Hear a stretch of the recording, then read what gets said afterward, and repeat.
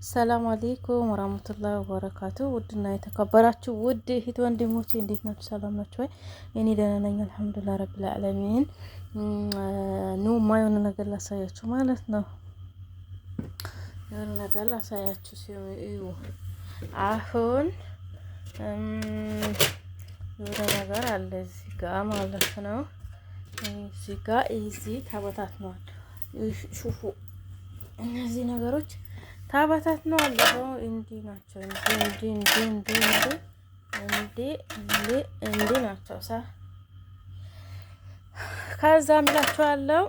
እነዚህ ማለት ምን ማለት ናቸው? እነዚህ አንዱ ወደዛ ሄደዋል፣ አንዱ ወደዚህ ሄደዋል፣ አንዱ እዚህ መጥቷል፣ አንዱ እዚህ ገብቷል። እነዚህ ምንድን ናቸው? እነዚህ ማለት ኑሮ ናቸው። ኑሮ ማለት ኑሮ በቃ ኑሮ ማለት ነው። ከዛ ይሄ ሁላ ምንድነው? አራት ነው ማለት ነው። ይሄ ደግሞ ስደት ነው። ይሄ ስደት ነው። ደግሞ ሌላው ደግሞ ምንድነው? ሌላው አራቱ ስደት ናቸው። አንዱ ደግሞ አራቱ ኑሮ ናቸው። አንዱ ትልቁ ስደት ነው ማለት ነው። ስደት ያኔ ያው እንደዚህ ነው። ክፍት ነው። በጣም ትልቅ ነው። ኑሮዎች ግን ይለያያሉ። ትንሽ አሉ፣ ትልቅ አሉ፣ ቀይ አሉ። ይሄ ምንድነው የሚባለው? ሰማያዊ አለ። ይሄ አረንጓዴ አለ። የኑሮ ድብቅልቅ ናቸው እነዚህ። የኑሮ የተደበላለቁ ናቸው ማለት ነው። ከዛ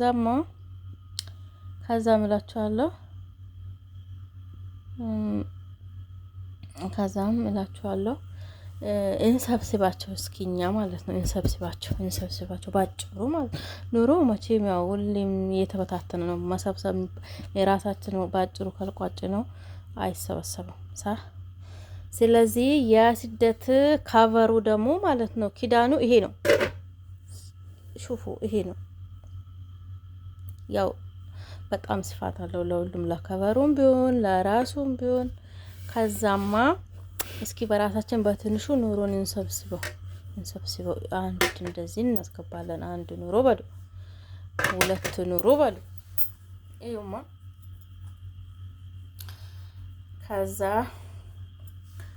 ከዛ ኑሮች ናቸው እነዚህ አራቶች ማለት ነው። የሚገቡት የት ነው? ወደ ስደት ነው። አሁን ሶስተኛዋ እቺ ናት ማለት ነው። ከትልቁ ጋር አራት ናቸው አራት ናቸው ማለት ነው። ከዛም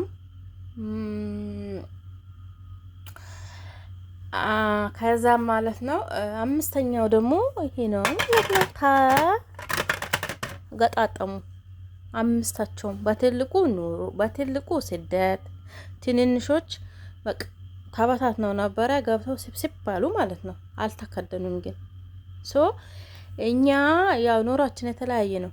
አንዱ ትንሽ አለው፣ አንዱ ትልቅ አለው፣ አንዱ ብዙ ኑሮቱም ማያመሰግን አለ፣ አንዱ ደግሞ ትንሽ ኑሮቱም ተብቃቅቶ ይኖራሉ ማለት ነው። ያ ማለት እነዚህ በትንሹ ኑሮ ናቸው። በትንሹ ስደትም በትንሹ ነው። ስደት ያው ስደት ነው አልሐምዱሊላህ። እና ይላችኋለሁ እኛ ግን ኑሯችን በትንሹ ለማድረግ እንሞክር። ልክ እንደዚህ ክብ ነገር አለች። እቺ አሁን ትንሽ ናት፣ እነዚህም ትንንሽ ናቸው። ምንም የሚካበዱ አይደሉም ማለት ነው። ዱንያ ደግሞ ያው አጭር ናት። እኛ አሁን ኑሮ አልነው የሚከደን የሚሰበሰብ በቃኝ ምን ነገር አይደለም። ስለዚህ አሁን ያለን አማራጭ ስደትን እንደዚህ ያደርገናል። ኑሯችን በእንደዚህ በትንንሽ ነገር አስበን በትንሽ ለመብቃቃት ማለት ነው። እንደዚህ አስበን ግጥምጥም የተበታተኑት ግጥምጥም አድርገን ማለት ነው። ባለን ነገር ካቨር አድርገን ኪዳኑ እንደዚህ ክድንድን አድርገን ማለት ነው። ኑራችን ኑር በቃ ህይወት አጭር ናት። እኛ ብዙ እያሰብን ብዙ እያለምን ብዙ ነገር እያልን ነገሩ በቃ ብዙ እየሰፋ ነው። ስለዚህ በኪቡ አድርጋችሁ በትንሹ በእንደዚህ አይነት ነገር በእንደዚህ አድርጋችሁ ያልተካበደ ኑሮ ኢኑር ባለን እንብቃቃ። ስደትን ደግሞ ምርጫችን አድርገን በቃ እንያዘው። ድሮ ስንወጣ እንደዛ ነበር ያልነው፣ ግን ደግሞ አሁን ላይ ስደት ያኔ ከጥቅም ጉዳቱ እየበዛ ነው። ሶ ኑራችን ባለን አቅም ተቻችለን ማለት ተብቃክተን እንኑር። ሰፋ አድርገን ማሰብ እናቁም። ዱንያ ይኸው አሁን ላይ ትላንትና የነበሩ ዛሬ የሉም፣ ዛሬ የነበሩ ትላንትና የሉ። በቃ ዛሬ ትታያላችሁ፣ ነገ የት ሄዱ? የሉም። ወደ የት ሄዱ? ወደ ቀብር፣ ወደ ሞት። ያ ማለት ዱንያ እየጠበበች ናት። ስለዚህ ዱንያ እየጠበበ የኛ ኑሮ ማስፋቱ ምን ይባላል? ባጭሩ ታብቀ ባለ ነገር እንብቃቃ።